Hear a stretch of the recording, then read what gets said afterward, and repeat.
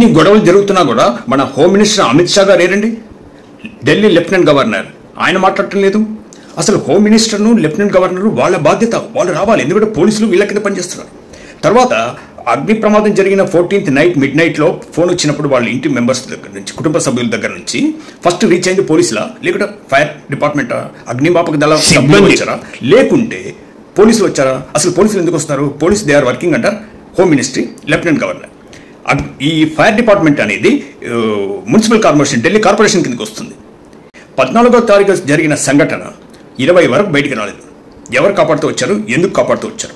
First home minister ఎందుకు statement ఇవ్వలేదు, lieutenant governor ఎందుకు స్టేట్మెంట్ ఇవ్వలేదు? అసలు వాళ్ళిద్దరు రాకుండా చీఫ్ జస్టిస్కి పోలీసులు రిపోర్ట్ ఇవ్వడం ఏంటి?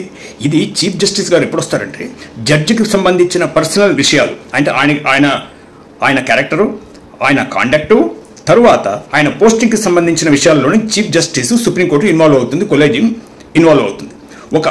ఒక అగ్ని ప్రమాదం జరిగినప్పుడు అది మున్సిపల్ కార్పొరేషన్, పోలీస్, అగ్నిమాపక దళం వీళ్ళకి సంబంధించిన విషయం. దీనికి ఈ ఫోటోలు తీసి చీఫ్ జస్టిస్కి పంపించడం ఏంటండి? అగ్ని ప్రమాదం జరిగినట్టు సమాచారం అందగానే అగ్నిమాపక దళం తర్వాత పోలీసులు అక్కడ చేరుకున్న తర్వాత ఆ కాలుతున్న క్యాష్ను తీస్తున్నప్పుడు అక్కడ ఒక పంచనామా డ్రా చేయాలి. ఇది చేయలేదు. తర్వాత ఖాళీ బూడిదైన క్యాష్ అంటే ఆ భస్మాలను కూడా ఒక సంచిలో నింపి సీల్ చేసి పంచనామా మెటీరియల్గా దాన్ని పెట్టాలి, ఎవిడెన్స్గా. రెండవది, ఎక్కడైతే కాలిపోకుండా కొన్ని క్యాష్ మిగిలిందో దాన్ని వేరే సంచిలో వేసి సీల్ చేసి ఎవిడెన్స్ 2గా పెట్టాలి. ఈ విధంగా ఒక్కొక్కటి సిస్టమేటిక్గా జరుగుతూ పోవాలి. ఏం కాలేదు, పోలీసులు ఏం యాక్షన్ తీసుకోలేదు. 14 ఎర్లీ మార్నింగ్ మరుసటి రోజు ఆ క్యాష్ అవన్నీ క్లీన్ చేశారు, తుడిచిపెట్టేశారు. పోలీసులు ఇది ఈ విధంగా ఎలా చేయగలరు? వీళ్ళు వీడియోస్ అన్ని తీసి చీఫ్ జస్టిస్కి పంపించారట. బాబు, చీఫ్ జస్టిస్ అనేది ఎంక్వైరీలో వస్తారు.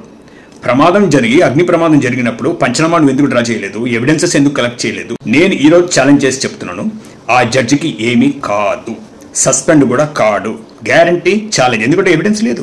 నువ్వు జడ్జి గారు ఒకటే అడుగుతారు, ఏంటి నా మీద అభియోగం ఏమిటి అన్ని క్యాష్ దొరికింది అని అడిగితే ఎక్కడుంది క్యాష్ చూపించమంటారు. కాలిపోయిన బూడిద ఎక్కడ, కనీసం ఆ సంచిలు ఎక్కడ, రామినెంట్స్ అంటారు. ప్రతిదీ పంచనామాలో రికార్డ్ చేయాలండి, ఒక్కటి జరగలేదు. ఒక్క విషయం అడుగుతున్నాను అర్నబ్ గోస్వామి అండ్ నావికా కుమార్, మీరు ఇంతవరకు ప్రభుత్వం ఊసెత్తలేదు అంటే హోమ్ మినిస్టర్ కానీ, ప్రైమ్ మినిస్టర్ కానీ, లెఫ్టినెంట్ గవర్నర్ కానీ వాళ్ళ గురించి మాట్లాడటం లేదు. మీరు ఊరికే జనాలని అటెన్షన్ డైవర్ట్ చేస్తున్నారు. అసలు విషయానికి రండి. చావు కబురు చల్లగా చెప్పాడంటారు. ఇదే అదను అనుకొని గవర్నమెంట్ ఒక పనిచేసింది, మీరు గమనించారా? సిబిఐ వచ్చి ఒక స్టేట్మెంట్ ఇచ్చింది మొన్న, సుశాంత్ సింగ్ రాజ్పుత్ కేసు క్లోజ్ చేశాము అని. అయిపోయింది. ఇంకా అర్నబ్ గోస్వామికి దాని గురించి డిస్కస్ చేసే తీరిక కూడా తనకు తాను లేకుండా తనకు తానే చేసుకున్నాడు. ఈ క్యాష్ విషయం ఒక్కటే. దీంతో ఇంకో విషయం కూడా మరుగున పడిపోయింది. అక్కడ తమిళనాడులో టాస్మాక్లో రైడ్ చేసి ఈ రోజుకి వాయిదా వేసింది. హైకోర్టు స్టే ఇచ్చింది, కరప్షన్ ఎంక్వైరీ మీద స్టే ఇచ్చింది, కరప్షన్ రైడ్ మీద స్టే ఇచ్చింది. జై హింద్. చావు కబురు చల్లగా చెప్పాడంటారు.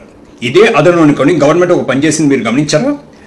సిబిఐ వచ్చి ఒక స్టేట్మెంట్ ఇచ్చింది మొన్న, సుశాంత్ సింగ్ రాజ్పుత్ కేసు క్లోజ్ చేశాము అని. అయిపోయింది.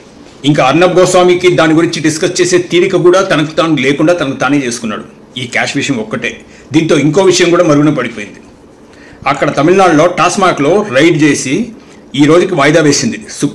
హైకోర్టు స్టే ఇచ్చింది, కరప్షన్ ఎంక్వైరీ మీద స్టే ఇచ్చింది, కరప్షన్ రైడ్ మీద స్టే ఇచ్చింది. జై హింద్.